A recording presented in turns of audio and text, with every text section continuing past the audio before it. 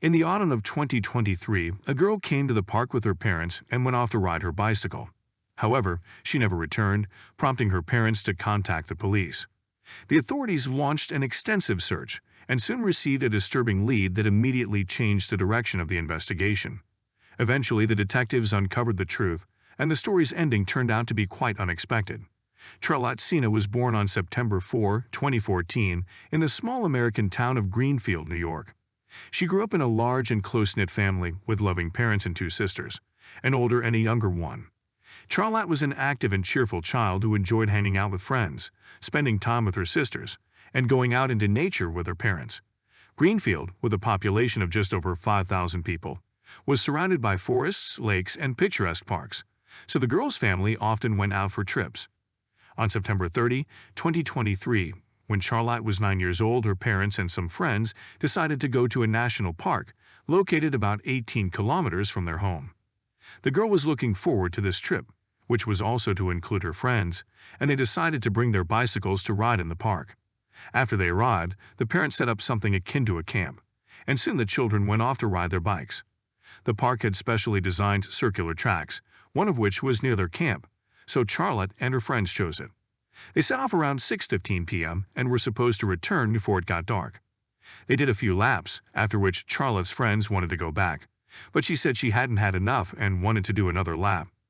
Eventually, her friends headed towards the camp, and she went the opposite way on her bike.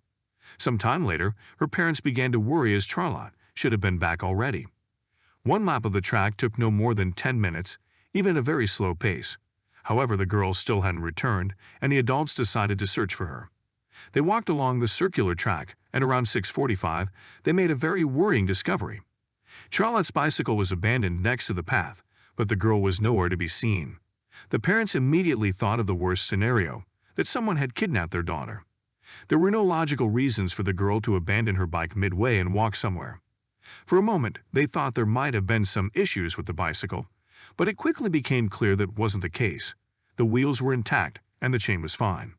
The parents decided not to waste a minute and immediately called the police.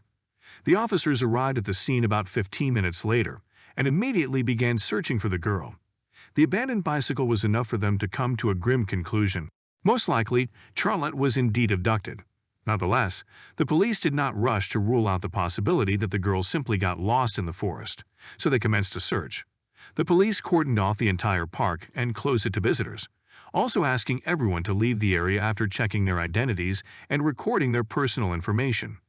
Some people wanted to stay and help with the search, but without proper organization, this only complicated the police's work.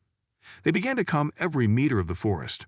Initially, the officers inspected the area along the circular path where the girl had been riding, but they found no leads there. Then they expanded the search area to the entire park. However, covering it completely was quite difficult. The park's area was about 25 square kilometers, so the police requested assistance from park rangers, the fire department, and state police. Later, the FBI joined the investigation, focusing on identifying a possible abductor. They attempted to locate surveillance cameras near the park and along the roads leading to it. It was clear that if the girl had indeed been abducted, the criminal must have taken her away in a vehicle. The FBI agents also requested information about all park visitors from the Park Service. Everyone had to register and pay for their visit, so their information was stored in a database. Nevertheless, reviewing this information took a lot of time, as the park was quite crowded that day. Additionally, they requested location information from mobile operators for all phones that were in the park at the time of Charlotte's disappearance. They did not rule out the possibility that the abductor might have entered the park without following the rules, not registering upon entry. In such a case, FBI agents could match the visitor data from the Park Service with the location of mobile phones to identify a suspect. However, collecting all this data also took a lot of time. Moreover, this was not about precise tracking using GPS, but rather about the approximate location of phones via cellular towers. The search continued into the late night, but yielded no results. Early the next morning, officers returned to the park, and even more people joined the search team. In total, more than 400 people were looking for the girl. The police also appealed to the public through the media, asking them to share any information related to Charlotte's disappearance. This case quickly attracted wide attention, and a press conference dedicated to it featured the state's governor, who came to the park to support the family. That same morning, the police activated the Amber Alert system, which allows for the rapid notification of residents about a child's disappearance. They hadn't activated it on the first day because they first needed to ensure that the girl hadn't simply gotten lost somewhere in the park. Now, it was almost unequivocally clear that Charlotte had been the victim of an abduction, as otherwise, she would have already been found. Unfortunately, the searches again brought no results, nor did the FBI's attempts to identify the abductor. By the evening, the police began to realize that they were unlikely to find the girl alive. The first few hours after a child's abduction are crucial, and there is a high chance of finding them alive during this time. However, after a day passes, the statistical probability of a positive outcome significantly decreases, and the search for Charlotte had just passed this critical period. Yet the police and the girl's parents were not ready to give up. Early on the third day, they returned to the park and continued the search. Meanwhile, around 4:20 a.m., a car approached the Charlotte family's home, from which an unknown man emerged. He walked up to the mailbox, threw in some letter, and immediately drove away. A police officer was watching the family's home but did not approach the man. The officer thought he might be just a family acquaintance who had written words of support for Charlotte's parents.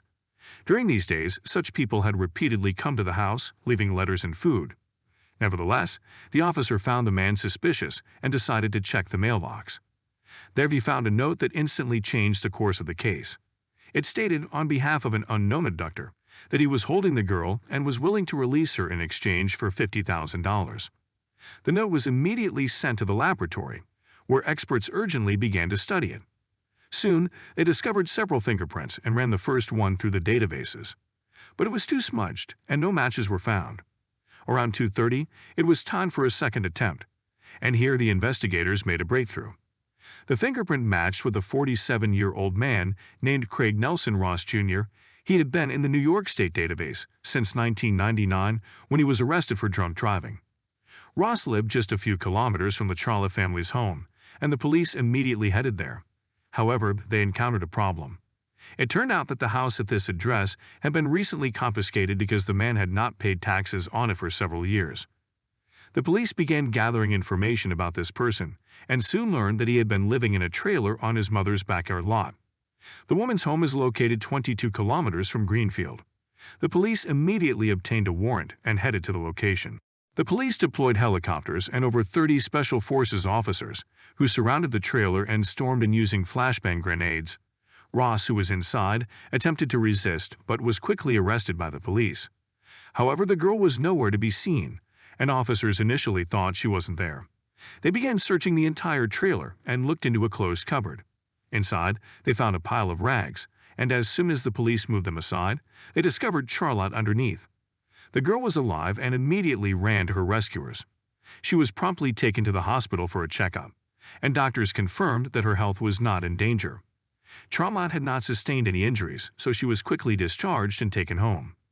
Her parents, along with the hundreds of participants in the search operation, were overjoyed. The girl's relatives were immediately taken to the hospital, where they reunited with Charlotte. Remarkably, just 10 minutes before her release, the girl's mother shared with acquaintances a strange premonition. She was in the park where active searches continued. At one point, she said she had a strong feeling that her daughter would return home that day, and 10 minutes later the police informed them of Charlotte's release. Meanwhile, detectives arrested Ross without bail and took him for questioning. Considering that this case occurred very recently, the police have not yet disclosed details of the conversation with the abductor. But it appears he has not admitted his guilt, so the case will be brought to court. However, some information about the suspect and his motives has become known. Ross's ex-girlfriend told journalists that she had obtained a restraining order against him in 2017. At that time, she lived with him, his 12-year-old son, and 14-year-old daughter in his mother's house. During an argument, the man attacked her and attempted to strangle her, after which she called the police. According to the woman, Ross might have planned the girl's abduction for many months. She said that the man did not want to work and always looked for ways to live at someone else's expense, mainly trying to depend on his mother. He convinced her to support him by claiming he had a severe illness.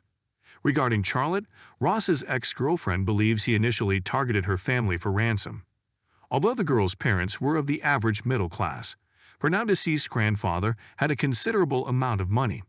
In 1998, he slipped and suffered a serious injury, after which he sued the city authorities and received over $2 million in compensation. Even though more than 20 years had passed since then, many residents of Greenfields still remembered this story. Ross's ex-girlfriend claimed that he also knew about this payment and likely decided to profit from the kidnapping. Considering Charlotte had been abducted from the park when left unattended for only a few minutes, Ross must have been watching her. According to his ex-girlfriend, he could have been watching the family for a long time, studying their routines and waiting for the right moment. In favor of the fact that Ross planned this crime in advance spoke another fact. According to the ex-girlfriend, a few months before the crime, the man covered all the windows of his trailer with tarps, although he had never closed them before. Considering that's where Charlotte was found, this could indicate careful preparation. Ross' neighbors also shared some very disturbing observations about the man. One woman said that in the past, Ross had tried to take her 10-year-old son somewhere. She had to intervene. Another neighbor stated that his family had always been a troubled family, and Ross had been regularly going around the neighborhood begging for food since he was a child. A little later, police revealed additional details about Ross' criminal history. A year before the attack on his girlfriend, the man had been arrested for stalking but received no serious punishment. And just a month before Charlotte's abduction, he was a suspect in the abuse of his underage relative, but that case was dismissed for lack of evidence. Reporters also spoke to his son, who was an adult at the time. He stated that he hated him and wished his father would die in prison, but did not share any details. About a month after Ross' arrest, police made a very disappointing statement. In addition to the kidnapping, the man was charged with sexually assaulting Charlotte. Apparently, while Ross was holding the girl in his trailer, he had time to abuse her. But no details are being released by police. All that is known is that Ross has refused to plead guilty to the abuse charges and plans to defend himself in court. Given that the kidnapped girl was found in his trailer, he has no chance of getting away with it. Also, in addition to the fingerprints on the ransom letter, investigators also found circumstantial evidence implicating him. By examining the location data of all the phones in the park at the time of the kidnapping, they found that Ross' smartphone was one of them. Thus, there is little doubt that the man is going to jail. Now, however, while trial preparations are underway, detectives are probing Ross' possible involvement in two high-profile unsolved cases. In August 2003, an 18-year-old girl named Jennifer Cammond was selling magazines in a town called Milton. She was supposed to meet her coworkers after her shift, but she never showed up at the designated location. 6 years later, her remains were found near a lake 18 kilometers from the city. It is noteworthy that the girl disappeared just a few hundred meters from the house where Ross lived at the time. 2 years later, 19-year-old Christina White came out of a trailer park a kilometer from Milton and disappeared. A year later, police found her remains, but the case could not be solved. As for Ross, he was living in that very trailer park at the time. Police are now looking into his possible involvement in the murders, but so far, they have no evidence or are keeping it under wraps in the interest of the investigation. As for Charlotte's trial, it is scheduled to begin in April 2024. Despite the presence of irrefutable evidence of his guilt, it cannot be ruled out that Ross may be offered a deal with the investigation. In case he continues to deny guilt, the girl will most likely have to appear in court and tell in detail what he did to her. To avoid such a traumatic experience for Charlotte, the perpetrator may well be offered a deal.